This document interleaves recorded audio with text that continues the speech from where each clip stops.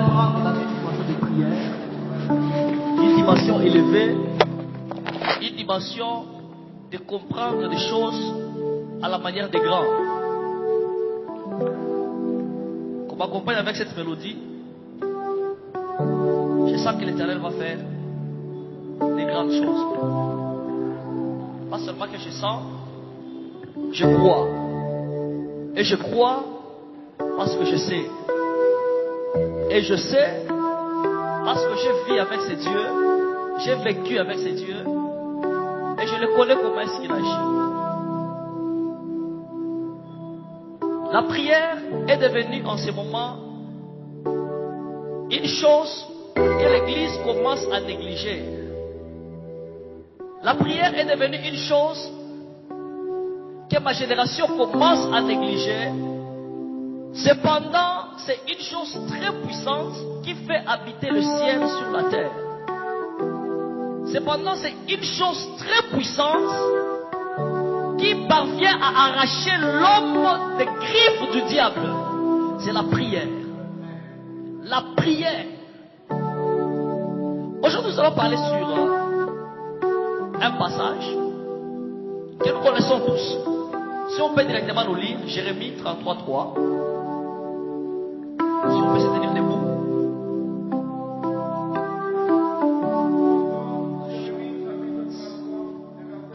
Ah, amen.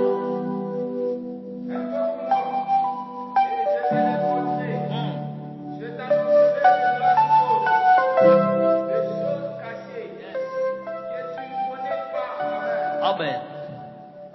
Invoque-moi, je te répondrai. Je t'annoncerai des grandes choses, des choses cachées que tu ne connais pas. Premièrement, invoque-moi, je te répondrai. Ah Seigneur, merci. Invoque-moi et je te répondrai. C'est que l'Éternel nous rassure une chose. Que dans notre détresse, si grande qu'elle peut être, mais si nous l'invoquons, il est disposé et il est disponible pour nous répondre. Dans ce livre, Jérémie 33, c'était à une époque où Jérémie était en prison. Jérémie, c'est parmi des prophètes qui ont connu des moments très difficiles, très compliqués dans leur ministère. Ils ne servaient pas Dieu dans une manière comme nous le servons. C'était quelqu'un qui servait Dieu dans des souffrances, dans des peines terribles. Jusqu'au point où même le peuple sur lequel Dieu l'a établi prophète ne l'acceptait pas. Il s'est retrouvé en prison. L'Éternel lui a fait passer une pensée à son cœur pour lui rassurer ce que Dieu est. Il lui dit, invoque-moi et je te répondrai. Dans mon introduction, j'aimerais dire à quelqu'un, il peut se faire que tu te retrouves dans une certaine condition de vie, dans une certaine condition de vie, je ne sais pas dans quel domaine, où tu ne sais pas par où sortir, où toutes les portes sont bloquées, où tous les chemins sont barricadés. Mais j'aimerais dire à quelqu'un qu'au ciel, il y a un Dieu qui plonge son regard sur les fils des hommes. Et quiconque élève sa voix et invoque ce Dieu, le ciel ne sera pas calme. Le ciel ne restera pas silencieux. Mais le ciel va s'ouvrir et va déclencher une solution à ton problème. Je me souviens d'une chose. Alors que j'étais au campus, je n'avais pas encore payé. On étudiait à deux avec mon jeune frère. Pendant les examens, il fallait payer avant de présenter les examens. Et on nous a appelé que non, on a le Minerval qui va suffire seulement pour une personne. Et j'avais dit à ma famille, payez pour le petit frère. Je sais moi-même ce que je vais faire. Ils avaient payé. Je suis entré dans la salle d'examen et on contrôlait rigoureusement d'une manière où si on te découvrait seulement, que tu n'as pas encore payé et que tu es dans la salle, on va te chasser d'une manière pas responsable. J'étais dans la salle, j'ai commencé à prier. Mais du début jusqu'à la fin des examens, en aucun jour, on m'avait chassé. Ça, c'est un témoignage pour te dire que tout ce qui peut t'entourer comme difficulté, tout ce qui peut être lourd pour toi, laisse-moi te dire que cela est lourd pour toi parce que tu es bloqué par ce que tu vois. Le verset est en train de dire que je t'annoncerai des grandes choses, des choses que tu ne connais pas. Ce qui bloque l'homme, c'est tout ce qu'il connaît. L'homme est appelé à aller au-delà de ce qu'il connaît, car au-delà de ce que l'homme connaît, c'est là que Dieu demeure. C'est là qu'il parvient à croiser, c'est mon Dieu. Il est écrit, Hébreux 11, le premier verset. Or la foi est une ferme assurance des choses qu'on espère, virgule, et une démonstration de celles qu'on ne voit pas. Donc au-delà de tout ce que nous voyons, au-delà de toutes choses que nous pouvons voir avec les yeux, il y a alors d'autres choses qu'on ne voit pas. Et qu'on ne peut les voir et accéder à cela que par la foi. Car la foi, c'est une démonstration des choses qu'on ne voit pas. Or, l'homme de ce siècle est tellement voilé qu'il est limité par tout ce qu'il voit. Laisse-moi te dire qu'au-delà de tout ce que tu vois, existe encore une multitude de choses. L'univers n'a pas été fait seulement des choses que nous voyons. Je vais révéler une chose à quelqu'un que la Bible nous a caché. Moïse a écrit le livre de Genèse. Moïse a écrit la Genèse et il a dit: au commencement, Dieu créa les cieux et la terre. La terre était informe et vide. Il y avait des ténèbres à la surface de l'abîme. Et l'Esprit de Dieu se mouvait au-dessus des eaux. Il a commencé à expliquer comment est-ce que Dieu a rempli toute la terre jusqu'à créer l'homme. Mais il a oublié qu'au commencement, il a dit, au commencement, Dieu créa les cieux et la terre. Mais il s'est focalisé sur ce que Dieu a créé sur la terre. Mais il a laissé de côté ce que Dieu a créé dans les cieux. C'est un voile, tout cela. Si l'homme se focalise seulement sur tout ce qui est matériel, cet homme-là est limité par une puissance d'en bas. Au-delà d'une puissance qui existe et qui est exercée sur la terre, c'est-à-dire dans le monde d'en bas, il y a une puissance qui doit être exercée dans le monde d'en haut. C'est pourquoi il est écrit: invoque-moi, je te répondrai et je t'annoncerai des choses cachées. Est-ce qu'on peut nous lire Genèse 25? Genèse 25, le 21e verset. Genèse 25, on y va un peu rapidement. Amen.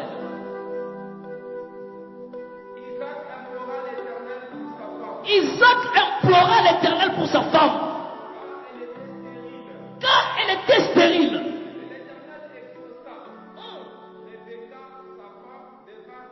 Amen. Amen. Merci. Rebecca était stérile. Pourquoi? Tout ce temps, elle est restée stérile jusqu'à ce que Isaac s'est levé pour invoquer le nom de l'Éternel. C'est-à-dire, il y a des choses qui resteront comme telles jusqu'à ce que tu invoqueras le nom de l'Éternel dans ta vie. Si un homme ne prend pas conscience à la prière, cet homme ne changera pas. Il restera intact. Bien aimé, la prière, c'est une puissance. La prière nous donne accès à un terrain qu'un homme ne peut pas accéder. La prière nous donne accès à un environnement extraterrestre. Il est écrit que celui qui prie en langue, je suis dans le livre de 1 Corinthiens 14, à partir du 2e verset. Celui qui prie, qui parle en langue, ne parle pas aux hommes en fait. c'est un esprit qui dit des mystères, car personne ne les comprend pas.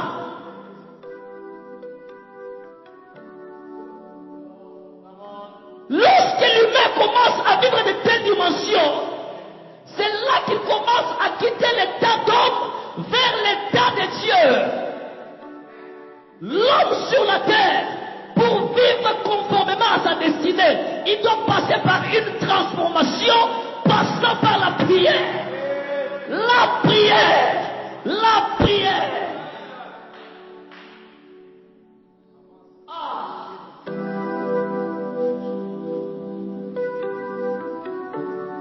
Cette femme de Rebecca était stérile. C'est ce qu'elle connaissait, qu'elle était stérile.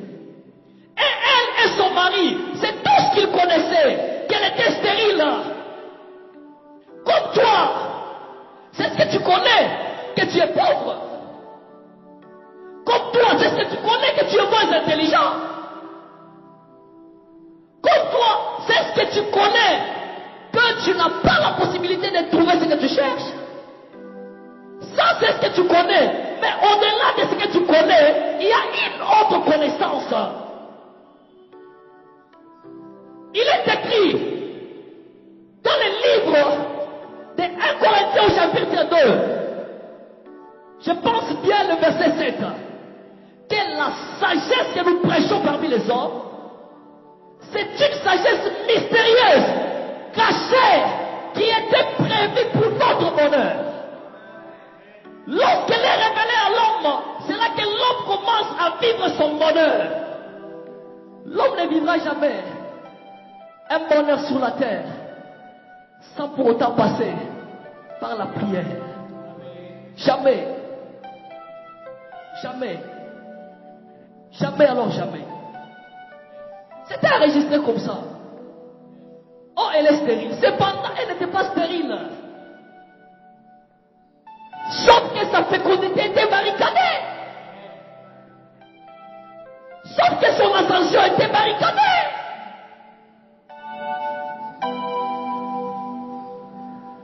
Selon les hommes, si un homme et une femme s'accouplaient et qu'il n'y a pas production, on traite l'un d'eux d'infertile. Cependant, si nous y entrons avec la dimension spirituelle, ce n'est pas ça. Moi, la Bible me dit que tout est possible pour celui qui croit. Tout est possible pour moi qui parle ici. Tout est possible. Lorsqu'Isaac s'est réveillé et qu'il a compris que c'était un fait, qu'il n'était pas normal que sa femme ne puisse concevoir, il a commencé à implorer l'Éternel. Et l'Éternel l'a exaucé. Et sa femme était devenue enceinte. C'était quel genre de grossesse? En elle était des jumeaux. Mais elle ne savait pas. En elle était une richesse. Mais elle ne savait pas. Lorsqu'elle va concevoir, l'Éternel va lui dire que dans ton sein, il y a deux peuples. Il y a deux nations. Regardez-moi une femme qui a deux nations en elle, mais on lui dit qu'elle est stérile. Et si son mari ne prie pas, elle demeure stérile. J'avais l'esprit de quelqu'un que lorsque tu te réveilleras en prière, c'est là que tu constateras que ce que tu es là n'est pas toi. N'est pas toi. La prière est une porte qui nous donne accès à notre bonheur qui nous est propre. Il est écrit dans le livre de Genèse, au chapitre 2.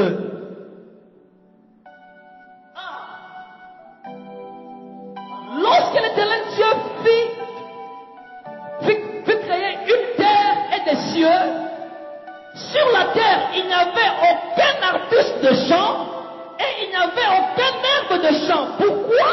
Parce que Dieu n'avait pas fait pleuvoir sur la terre. 1, 2, parce qu'il n'avait pas un homme pour cultiver la terre. Est-ce que quelqu'un comprend ça?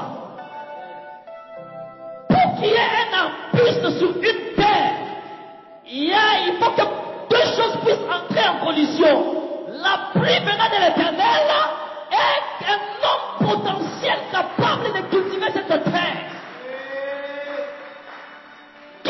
cultiver ta terre si ce n'est que toi-même? Ah!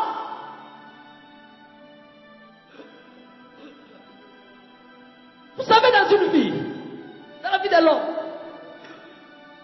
c'est comme la création de Dieu. Le premier jour, Dieu a créé les cieux et la terre. On nous dit, il y avait des ténèbres à la surface de la terre. Tous sont venus les ténèbres. Dès le premier pas de Dieu, les ténèbres sont venues.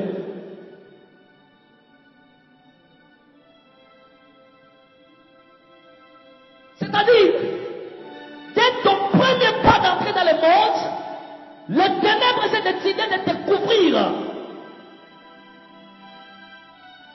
Mais Dieu voyant cela,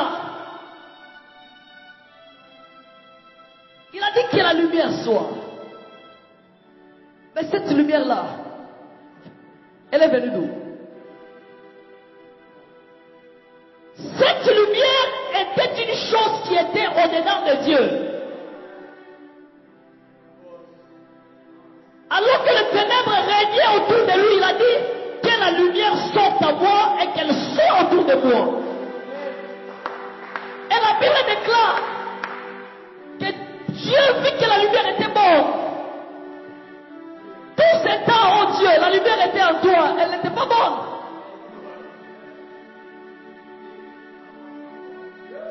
Tout ce temps, il n'a pas découvert que la lumière était bonne. Mais lorsqu'il a eu à faire sortir cette lumière à lui, afin qu'il puisse la contempler, là il a trouvé que la lumière était bonne. J'ai dit à quelqu'un que là en toi, il y a des choses qui sont très bonnes, que tu ne sais pas comment apprécier, parce que tu ne les as pas encore cultivées. Par la prière, par la prière.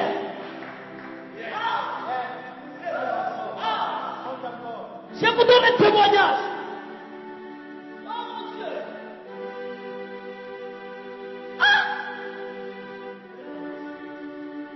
Ma famille, dans notre quartier, c'est parmi des familles qui ont des diplômes, des diplômes trop grands, je peux dire. Mais personne n'avait le boulot. Personne n'avait le travail. Alors que j'étais ici à Lumbashi, ma famille c'est à Colosie, l'Éternel m'a dit, prends cet engagement. Tu vas gêner pendant une année. La première des choses que je fais avec toi, tu verras, tu ne verras aucun de tes frères dans le chômage. À force de prier, par la force de prière, j'ai vu comment est-ce que tous mes frères étaient empêchés, sauf moi. Cela ne me fait pas de chagrin. Non, non. Je sais qui est-ce que je suis dans cette famille. Tel qu'il y a des hôtels animés par des faux esprits, tel qu'il y a des hôtels que l'Éternel plante dans chaque famille afin d'exprimer sa grandeur. Je suis un hôtel tout à fait pour l'Éternel dans ma famille. Mais je vais dire quelque chose à quelqu'un. Un jour, je parlerai sur le jardin d'Éden. Mais j'aimerais dire quelque chose à une personne. Que le jardin d'Éden, c'était un jardin de Dieu qui n'existait pas auparavant sur la terre, mais qui existait au ciel.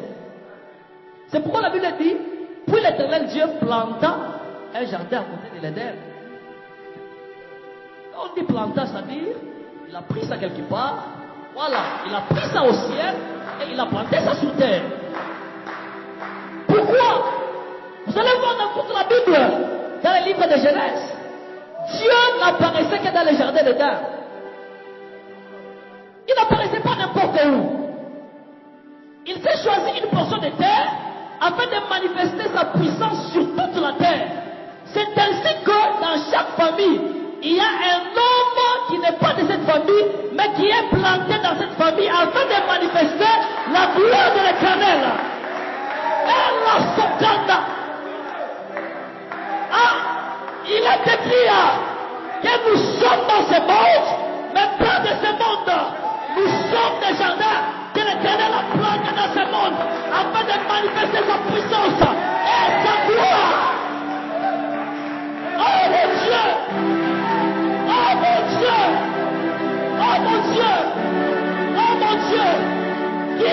que dans ta famille, Dieu ne sera pas invisible? Qui a dit que dans ton quartier, Dieu sera invisible? C'est par toi que Dieu sera visible.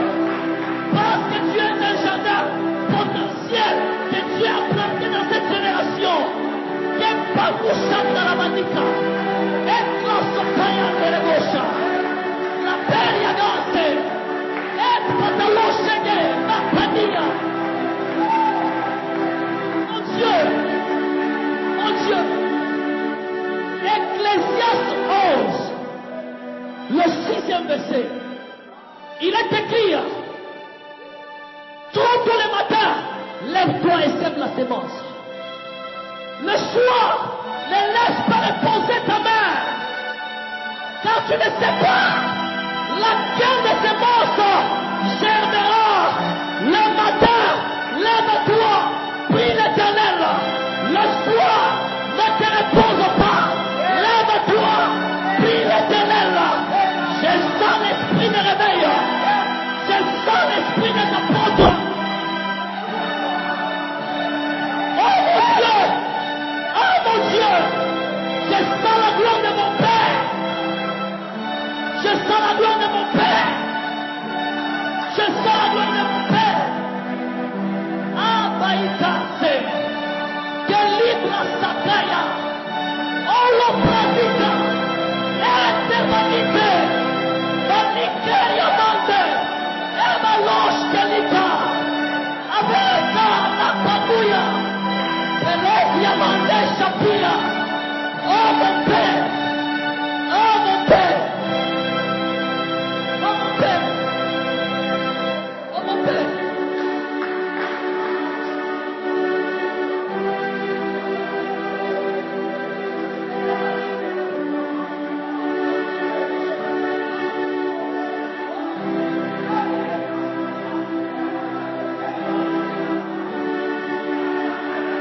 Oh mon Dieu!